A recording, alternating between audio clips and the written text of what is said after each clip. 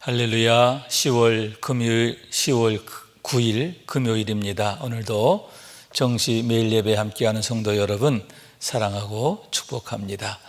함께 사도신경으로 신앙 고백하면서 오늘의 예배 시작합니다. 전능하사 천지를 만드신 하나님 아버지를 내가 믿사오며 그 외아들 우리 주 예수 그리스도를 믿사오니 이는 성령으로 잉태하사 동정녀 마리아에게 낳으시고 본디오 빌라도에게 고난을 받으사 십자가에 못 박혀 죽으시고 장사한 지 사흘 만에 죽은 자 가운데서 다시 살아나시며 하늘에 오르사 전능하신 하나님 우편에 앉아 계시다가 저리로서 산자와 죽은 자를 심판하러 오시리라. 성령을 믿사오며 거룩한 공회와 성도가 서로 교통하는 것과 죄를 사하여 주시는 것과 몸이 다시 사는 것과 영원히 사는 것을 믿사옵나이다. 아멘. 우리 함께 찬송하겠습니다. 찬송가 391장 오 놀라운 구세주 예수의 주 함께 찬송합니다.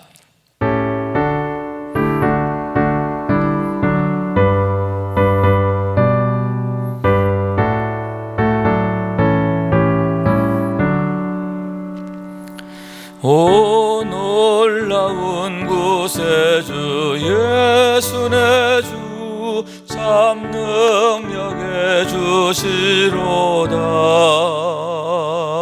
큰 바위 및 안전한 그곳으로 내 영혼을 숨기시네. 메마른 땅을 종일 걸어가도 나 피곤치 아니하며 저 위험한 곳 내가 이를 때면 큰 바위에 숨기시고 주 손으로 덮으시네.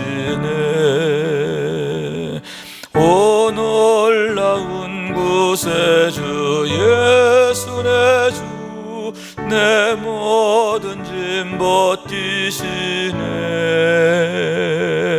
죄악에서 날 끌어올리시며 또 나에게 힘 주시네.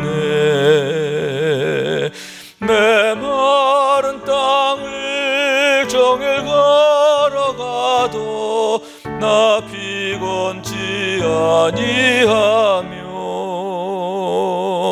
저 위험한 곳 내가 이를 때면 큰 바위에 숨기시고 주 손으로 덮으시네. 증명 못할 은혜로 채우시며 늘 성령에 감아주사 큰 기쁨 중 주님을 찬양토록 내 믿음을 도우시네. 메마른 땅을 종일 걸어가도 나 피곤치 아니하며 저 위험한 곳 내가 이를 때면 큰 바위에 숨기시고 주 손으로 덮으시네. 주 예수님 공중에 임하실 때 나 일어나 맞이하리. 그 구원의 은총을 노래하리. 저 천군과 천사 함께 메마른 땅을 종일 걸어가도 나 피곤치 아니하며 저 위험한 곳 내가 이를 때면 큰 바위에 숨기시고 주 손으로 덮으시네. 아멘. 매일의 기도 한 목소리로 드리겠습니다. 참 평강의 주님, 오늘도 새로운 하루를 주시고 복되게 하시니 감사합니다. 하늘에 속한 자, 하나님의 자녀로서의 삶을 권세로 살게 하시며 오직 하나님의 말씀을 즐거워하며 따라 살게 하심을 감사드립니다. 다윗처럼 오직 우리 주님만을 내 앞에 모시고 오직 주님만이 우리의 전부이심을 고백하는 삶이 되게 하시고, 그러므로 인해 주님께서 늘 우리의 전부가 되어주심을 경험하고 누리는 삶이 되게 하옵소서. 우리의 가정과 교회를 위해 기도합니다. 일터를 위해 간구합니다. 나라와 민족들을 위해 주님의 은혜를 구합니다. 구원과 치료와 회복의 은혜를 내려주셔서 어그러진 모든 것들이 바로 세워지게 하시고 평화를 이루게 하옵소서. 이제 일상이 된 경건의 일과를 통해서 성령의 충만, 성도의 영화를 이루게 하옵소서. 주님 사랑합니다. 언제나 자기 눈동자같이 우리들을 사랑하시는 주 예수 그리스도 이름으로 기도드립니다. 아멘. 오늘 주시는 하나님의 말씀입니다. 창세기 21장 8절에서 21절까지의 말씀입니다. 받들어 읽겠습니다. 아이가 자라매 젖을 떼고 이삭이 젖을 떼는 날에 아브라함이 큰 잔치를 베풀었더라. 사라가 본즉 아브라함의 아들 애굽 여인 하갈의 아들이 이삭을 놀리는지라. 그가 아브라함에게 이르되 이 여종과 그 아들을 내쫓으라. 이 종의 아들은 내 아들 이삭과 함께 기업을 얻지 못하리라 하므로 아브라함이 그의 아들로 말미암아 이 일이 매우 근심이 되었더니 하나님이 아브라함에게 이르시되 내 아이나 내 여종으로 말미암아 근심하지 말고 사라가 내게 이른 말을 다 들으라. 이삭에게서 나는 자라야 내 씨라 부를 것임이니라. 그러나 여종의 아들도 내 씨니 내가 그로 한 민족을 이루게 하리라 하신지라. 아브라함이 아침에 일찍 일어나 떡과 물 한 가죽 부대를 가져다가 하갈의 어깨에 메워주고 그 아이를 데리고 가게 하니 하갈이 나가서 브엘세바 광야에서 방황하더니 가죽 부대에 물이 떨어진지라 그 자식을 관목 덤불 아래에 두고 이르되 아이가 죽는 것을 참아 보지 못하겠다 하고 화살 한바탕 거리 떨어져 마주 앉아 바라보며 소리 내어 우니 하나님이 그 어린 아이의 소리를 들으셨으므로 하나님의 사자가 하늘에서부터 하갈을 불러 이르시되 하갈아 무슨 일이냐 두려워하지 말라. 하나님이 저기 있는 아이의 소리를 들으셨나니 일어나 아이를 일으켜 내 손으로 붙들라. 그가 큰 민족을 이루게 하리라 하시니라. 하나님이 하갈의 눈을 밝히셨으므로 샘물을 보고 가서 가죽 부대에 물을 채워다가 그 아이에게 마시게 하였더라. 하나님이 그 아이와 함께 계심에 그가 장성하여 광야에서 거주하며 활 쏘는 자가 되었더니 그가 바란 광야에 거주할 때에 그의 어머니가 그를 위하여 애굽 땅에서 아내를 얻어 주었더라. 이는 하나님의 말씀입니다. 아멘. 할렐루야. 오늘도 함께 예배하며 주의 말씀에 아멘 아멘 하기 원하는 여러분 가운데 주님의 은혜와 축복이 가득하시기를 원합니다. 내일이 추석이고 오늘부터 이제 명절 시작이다라고 할 수 있는데 정말 이 감사의 계절, 정말 복되고 좋은 유쾌한 그러한 명절들이 되시기를 주님의 이름으로 축원합니다. 오늘 우리가 함께 나눌 말씀은 아브라함의 가정에 찾아온 큰 갈등과 또 이에 대한 하나님의 해결 방법에 대한 말씀이다라고 할 수 있는데, 아브라함이 104세가 되었을 즈음에 있었던 일입니다. 본문 8절에 보면 아이가 자라매 젖을 떼고 이삭이 젖을 떼는 날에 아브라함이 큰 잔치를 베풀었더라, 이렇게 말씀하고 있는데, 아브라함의 나이 100세가 되었을 때에 이삭을 낳게 되지요. 그리고는 이제 젖을 떼는 때가 되어 큰 잔치를 벌이게 되었다라고 하는 말씀인데, 당시의 관습은 빠르면 3세 또는 4세 정도의 젖을 떼게 되었다 하는 얘기지요. 아마도 이삭의 경우에는 하나님께서 특별히 주신 그런 자녀이니만큼 아마 젖이 나오는 것도 하나님께서 풍성하게 하셨을 것이다, 그렇게 생각을 해요. 그래서 아마도 4세 정도까지 먹지 않았을까 생각하는데, 그렇게 본다면 당시 아브라함의 나이가 104세쯤 되었을 때라고 하는 얘기인 겁니다.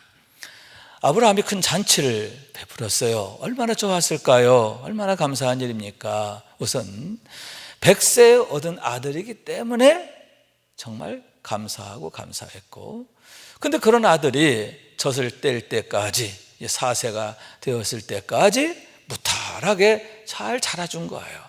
이제는 어려운 시기를 넘겼다, 이렇게 생각할 수 있는데, 그러니만큼 얼마나 기쁜 일입니까? 감사한 일입니까? 그래서 큰 잔치를 벌이게 되었는데, 먼저 하나님께 감사하게 되고, 그리고 이웃들을 초청해서 함께 기뻐하게 되었음을 보게 되는 겁니다. 그런데 그런 큰 기쁨이 오래가지 못하게 됨을 보게 되는데, 왜냐하면 9절의 말씀이지요. 사라가 본즉 아브라함의 아들 애굽 여인 하갈의 아들이 이삭을 놀리는지라, 이렇게 말씀하고 있는 거예요. 사라가 못 볼 것을 보게 되었다라고 하는 얘기죠. 무슨 얘기냐 하면, 아브라함이 86세 때 낳은 아들 이스마엘, 그 이스마엘은 당시 사라의 몸종이었던 애굽 여인 하갈을 통해서 낳게 된 아들이죠. 언약의 자녀가 아닙니다. 하나님의 약속에 의해서 태어난 자녀가 아니라 아브라함과 사라의 인간적인 생각에 의해서, 인간적인 계획에 의해서 낳게 된 그러한 자녀가 바로 이스마엘인데, 그 이스마엘이 그때는 이제 18살 정도가 되었을 때죠. 18살쯤 된 이스마엘이 4살 정도 된 이삭을 놀리는 것을 사라가 보게 되었다라고 하는 얘기인 겁니다. 여기서 놀렸다라고 하는 말은 매우 부정적 의미를 갖고 있습니다. 데리고 잘 놀아줬다, 이런 긍정적 의미가 아니에요. 조롱했다, 또는 이렇게 놀렸다, 이런 의미를 갖고 있는데, 놀렸다라고 하는 말 속에는 좀 괴롭게 했다, 좀 어렵게 했다, 그런 뜻을 갖고 있다라고 하는 말씀인 거죠. 그러면 왜 그와 같이 이스마엘이 이삭을 힘들게 했을까, 괴롭혔을까라고 하는 그런 얘기인데, 아마도 2가지 이유가 있지 않았을까 생각을 하는 거죠. 하나는 시기심이죠. 시기심입니다. 이삭이 태어나기 전까지만 해도 아버지의 모든 사랑을 자기가 독차지했어요. 86세에 낳은 아들인데 얼마나 귀했겠습니까? 첫 아들이잖아요. 그러니만큼 아브라함의 온갖 사랑을 이제 이스마엘이 독차지했을 텐데, 이삭이 태어나고부터는 자기가 찬밥이에요. 그러니만큼 동생 이삭에 대해서 얼마나 시기심이 났을까 생각하게 되는데, 그런 시기심들이 쌓이고 쌓여 이제 이 동생 이삭이 4살 정도가 되고, 또 그를 위해 큰 잔치를 벌이고, 또 그를 축복하기 위해서 수많은 사람들이 축하하고 또 선물도 주고, 여러분 그런 모습을 보게 되었을 때에 당시 이스마엘의 마음이 얼마나 어렵게 됐을까. 평소에도 이삭에 대해서 매우 안 좋은 마음이 있었는데 더더욱 그 마음이 상하게 되었고, 그러므로 해서 그를 놀리게 되었다는데, 사실 의미로 본다면 아주 교묘한 방법으로 괴롭혔다라고 하는 얘기인 겁니다. 그런데 그것을 누가 봤어요? 사라가 보게 되었다라고 하는 얘기죠. 자, 이렇게 시기심에 의해서 이렇게 했다라고 하는데, 또 하나는 영적 의미가 있습니다. 여러분, 여기에서 이스마엘과 이삭은 분명한 대비를 이루고 있는데, 여러분, 성경에서 말하고 있는 그런 메시지가 뭐냐? 이스마엘은 육적인 생각, 육적인 방법으로 태어난 아들이에요. 다시 말해서 육의 생각에 의한 결과다라고 하는 얘기죠. 반면에 이삭은 아직 어리지만 하나님의 언약에 의해서 태어난 아이예요. 다시 말해서 하나님께서 아브라함에게 준 언약을 이을 자로 하나님께서 택하여 주신 아들이다라고 하는 거죠. 그런 면에서 이삭은 언약의 자녀라고 하는 얘기입니다. 그런데 여러분, 이 세상 가운데서는 이렇게 육신의 자녀가, 육의 생각에 의한 자녀들이, 그런 생각, 그런 방법들이 하나님의 언약에 의한 생각, 방법, 또 언약의 자녀를 이렇게 핍박하게 되고 괴롭히게 되고 못 살게 구게 된다라고 하는 그런 이 세상의 문제들을 여기에서 나타내고 있다라고 하는 말씀인 거죠. 그러니까 1차적으로는 이스마엘 개인의 동생에 대한 시기심이지만, 더욱 본질적으로 본다면 이것은 영적 사건이다라고 하는 말씀인 거예요. 이 세상 가운데 언약의 자녀들이 감당해야 하는 그러한 어려움들, 또 시련들, 이런 것들을 나타낸다라고 하는 말씀인 거죠.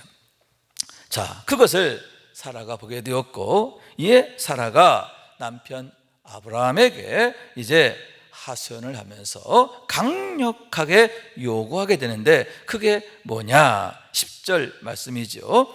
그가 아브라함에게 이르되 이 여종과 그 아들을 내쫓으라. 이 종의 아들은 내 아들 이삭과 함께 기업을 얻지 못하리라 하므로, 이 아들을, 이스마엘을 내쫓으라는 거예요. 그 어머니 하갈과 함께 내쫓으라. 그러면서 그 이유에 대해서 말하기를, 이스마엘이 내 아들 이삭과 유업을 같이 공유할 수가 없다, 함께 기업을 얻을 수 없다라고 단호히 말하게 됨을 보게 되는 거죠. 여러분, 여기에서 아브라함의 기업이란 무엇입니까? 단순히 본다면 아브라함의 모든 재산을 의미한다라고 할 수 있겠지만, 사실 그 이상의 의미가 있는 거죠. 여기서 사라가 말하는 게 뭐냐? 여러분, 사라도 알잖아요. 이삭이 어떻게 태어나는지 알아요. 하나님의 언약에 의해서 태어난 것. 그래서 90세가 되어 이미 여성으로서의 모든 생리적 그런 기능이 다 없어진 그런 상태임에도 불구하고 죽은 몸과 같은 자기의 몸을 다시 살리셔서 태어나게 하신, 그런 하나님이 생명을 다시 살리셔서 아기를 갖게 하고 태어나게 하신 그런 하나님의 은혜를 경험했잖아요. 언약의 자녀란 말이죠. 그리고 아브라함과 사라에게 하나님의 언약이 있잖아요. 그러니까 1차적으로 볼 때는 아브라함의 재산을 말하는 것처럼 보이지만, 여기에서 말하는 기업은 하나님께서 아브라함에게 주신 언약, 다시 말해서 내가 너에게 복을 주어 내 이름을 창대하게 하리니 너는 복이 되리라, 너와 내 자손으로 말미암아 천하 만민이 복을 받으리라 하신 하나님의 언약인 줄로 믿습니다. 한 발 더 나아가서 나는 너의 하나님이 되리라 하는 하나님의 약속이죠. 그런 하나님의 약속의 기업, 그것을 이스마엘과 함께 나눌 수 없다라고 하는 그런 말인 거예요. 언뜻 생각하면은 이스마엘과 하갈에 대한 질투라고 생각할 수 있겠지만, 사실은 본질적 의미로 본다면 이게 맞는 거예요. 그렇습니다. 여러분, 육신의 자녀는 결코 하나님의 약속의 기업을 받을 수 없어요. 하나님 나라에 참여할 수 없어요. 오직 언약의 자녀만이 하나님의 약속에 참여하고 하나님의 영광에 참여하게 되는데, 여러분 여기서 언약은 무엇입니까? 언약의 본질은 예수 그리스도잖아요. 여러분 예수 그리스도를 믿는 믿음을 통해서만이 우리가 하나님의 자녀가 되고 하나님 나라를 유업으로 물려받게 되는 줄로 믿습니다. 언약 밖에 있는 사람은 아무리 유능해도 아무리 대단해도 그가 하나님의 유업을 물려받을 수 없는 거예요. 하나님 나라를 물려받을 수가 없는 거예요. 여러분 오직 하나님 나라는 믿음으로 가는 거예요. 예수 그리스도를 주로 믿는 믿음, 아멘. 하나님의 언약 안에 있는 자만이 하나님 나라의 백성이 되기 때문인 줄로 믿습니다. 그런 의미에서 지금 사라가 하고 있는 그런 말은 단순히 시기심이나 미움이나 감정적인 것이 아니라 하나님의 구속사의 가장 중요한 본질을 여기에서 나타내고 있다라고 하는 말씀인 거예요. 자, 그러므로 해서 하나님께서 대답하시는데, 하나님이 어떻게 대답하시느냐? 사라의 말이 옳다라고 하나님이 인정하시는 것을 보게 되는 거예요. 자, 우선 아브라함은 근심하게 되는 것을 보게 되죠. 11절 말씀, 아브라함이 그의 아들로 말미암아 이 일이 매우 근심이 되었더니, 이스마엘의 일로 인하여 매우 근심을 하게 되었다라고 하는 이 얘기입니다. 자, 그럴 때에 하나님께서 직접 사자를 보내서 아브라함에게 말씀하시는 것을 보게 되는 거죠. 12절 말씀입니다. 하나님이 아브라함에게 이르시되 내 아이나 내 여종으로 말미암아 근심하지 말고 사라가 내게 이른 말을 다 들으라. 이삭에게서 나는 자라야 내 씨라 부를 것임이니라 하고 분명히 말씀하고 있음을 보게 되는 거예요. 하나님께서 아브라함에게 말씀하시는 거예요. 내 아내 사라의 말을 들으라는 거예요. 다시 말해서 사라가 내게 요구한 것처럼 하갈과 그의 아들 이스마엘을 내어 쫓으라, 내 집에서 내보내라. 그러므로 그가 이삭과 함께 유업을 잊지 못함을 보게 하라, 이렇게 말씀하고 있음을 보게 되는 거예요. 그러면서 주신 말씀이 뭐예요? 이삭에게서 나는 자라야 내 씨가 되리라. 다시 말해서 언약의 자녀인 이삭을 통해서만이 언약의 대가 이어지게 된다는 거죠. 하나님의 언약 안에 있는 자만이 그 자자손손 하나님의 축복과 영광을 이어가게 됨에 대한 약속임을 보게 되는 거예요. 그러면서 하나님께서 13절에 보면 그러나 여종의 아들도 내 씨니 내가 그로하여 큰 민족을 이루게 하리라, 이렇게 말씀하심을 보게 되는 겁니다.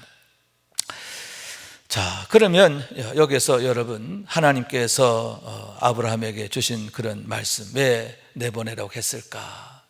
전 여기에서 종말적 사건에 대한 의미를 생각하게 됩니다. 무슨 얘기냐? 여러분, 하나님의 언약 안에 있지 않으면 반드시 내어 쫓김을 당하게 된다라고 하는 말씀이죠. 내어 쫓김을 당하게 되는 거예요. 그것이 바로 언약 안에 있지 않은 자의 마지막 종말이다라고 하는 그러한 말씀이죠. 그러니까 하나님의 언약 안에 사는 게 얼마나 놀라운 일인가, 얼마나 축복된 일인가 하는 것을 다시 한번 보여주고 있음을 보게 되는 거죠. 그렇습니다.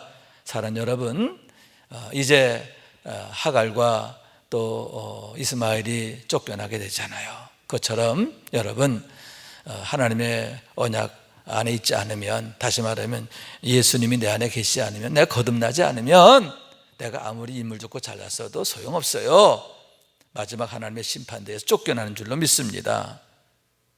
하나님 나라에 들어갈 수 없어요. 하나님 날 유업으로 받을 수 없어요. 오직 예수를 주로 믿는 자만이 그 믿음으로 말미암아 구원받고 또 종말의 때에 하나님 앞에 영광으로 나아가게 되는 것을 믿으시기 바랍니다. 자, 그래서 14절 말씀이죠.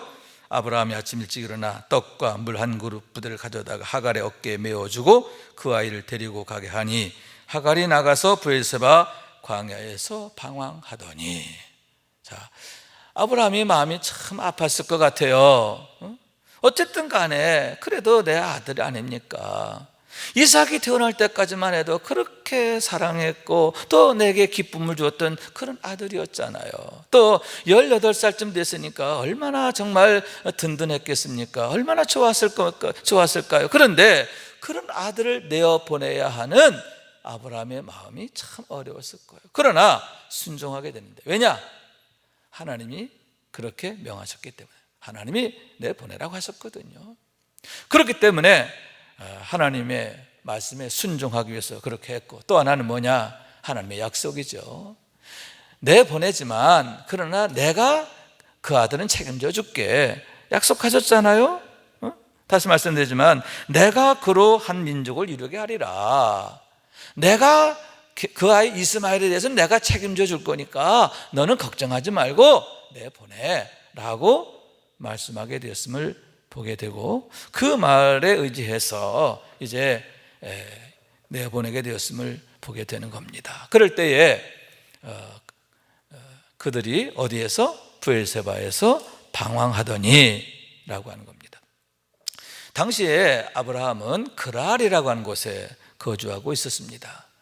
그랄이라고 하는 곳은 당시 블레셋 사람들이 살던 지역이었는데, 브엘세바라고 하는 곳에서 해변 쪽 그 중간쯤에 있는 지역이에요. 그러니까 그랄에서 나와 아래쪽 브엘세바로 내려가게 되었는데, 왜 그리 갔을까? 학자들은 말하기를 하갈이 본래 애굽 여인이었잖아요. 그러니까 고향 애굽으로 가기 위해서 가다가 브엘세바 지역에서 방황하게 되지 않았을까, 이렇게 생각하게 되는 겁니다. 자, 그런데 오늘 말씀에서 우리가 주목할 구절이 하나 있어요. 그게 뭐냐 하면은 아브라함이 하갈과 이스마엘을 내보낼 때에 이 가죽 부대, 떡과 물 한 가죽 부대를 메워서 보내는데 그것을 하갈에게 메워 보냈다라고 하는 사실이에요.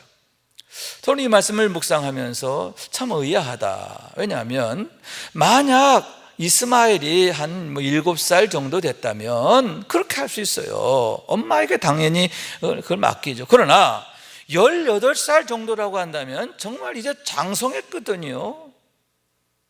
그러면 여자인 하갈이 아닌 이렇게 장성한 아들 이스마엘에게 이걸 맡겨서 지고 가게 할 텐데, 성경에 보면 하갈의 어깨에 지워지는 것을 보게 된다는 거죠. 자, 이건 어떤 의미가 있느냐 하면은 왜 이스마엘이 쫓겨나게 되었고 왜 방황하게 되었는가 하는 그 얘기를 나타내는 거예요.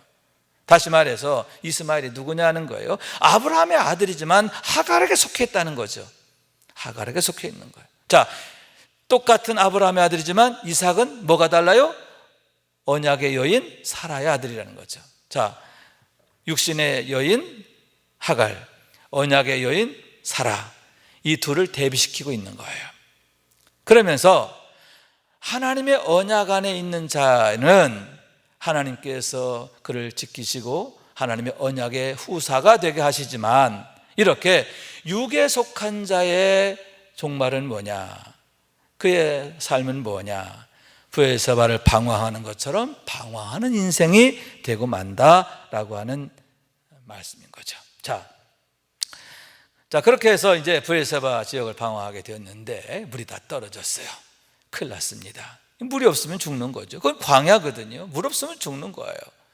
그렇게 될 때에 하갈이 관목 아래에 이스마엘을 두고, 관목이라는 것은 떨기나무를 말하는 거예요. 가시덤불 안에 두고, 그리고 화살 한 바탕, 그러니까 활을 쏘아서 화살이 닿을 만한 거리, 그렇다면 한 20m 정도 생각할 수 있겠죠. 20, 30m 떨어져 가지고 서로 마주보고 울게 되었다. 아마도 먼저 하갈이 막 울었을 것 같아요. 하갈은 왜 울었을까요? 내 아들이 이제 여기서 물이 없어 죽는구나 생각하니까 얼마나 복장이 무너집니까? 그래서 아들을 위해서 막 울게 되는 거죠. 그런데 그렇게 우는 어머니를 보면서 또 이스마엘도 같이 마주보며 울게 되는데, 여러분, 이스마엘은 왜 울었을까요? 하나님, 여기서 죽고 싶지 않아요. 하나님 살려주세요. 아마도 이렇게 소리치며 울지 않았을까 생각하는 거예요. 이 어머니 하갈과 아들 이스마엘의 그 외침은 달랐을 거다. 하갈은 원통해서 속상해서 울었을 거고, 원망하며 울었을 거고, 분명히 이스마엘은 살려주세요, 살려주세요 하면서 울지 않았을까 생각하는데, 중요한 게 뭐냐, 오늘 말씀 보게 되면 하나님께서 이제 그에게 하나님의 사자가 하갈을 불러 말씀하신 17절 말씀인데, 하나님이 그 어린아이의 소리를 들으셨으므로 하나님의 사자가 하늘로부터 하갈을 불러 이르되, 하갈아 무슨 일이냐, 두려워 말라, 하나님이 저기 있는 아이의 소리를 들으셨나니. 자, 하나님께서 당신의 사자를 보내서 하갈에게 말씀하시는 거예요. 뭐라고 그러냐, 여러분 여기서 우리가 또 주목할 게 뭐냐면, 내 기도를 내가 들었다 하지 않아요. 내 말을 내가 들었다 하지 않고 내 아들의, 내 아이의 소리를 하나님이 들으셨다, 이렇게 말씀하고 있는 거죠. 저 아이의 소리를 들었다는 거죠. 저 아이의 소리를. 여러분, 하나님이 들으셨다, 하나님이 들으셨으므로 두려워하지 않을 일이라는 거예요.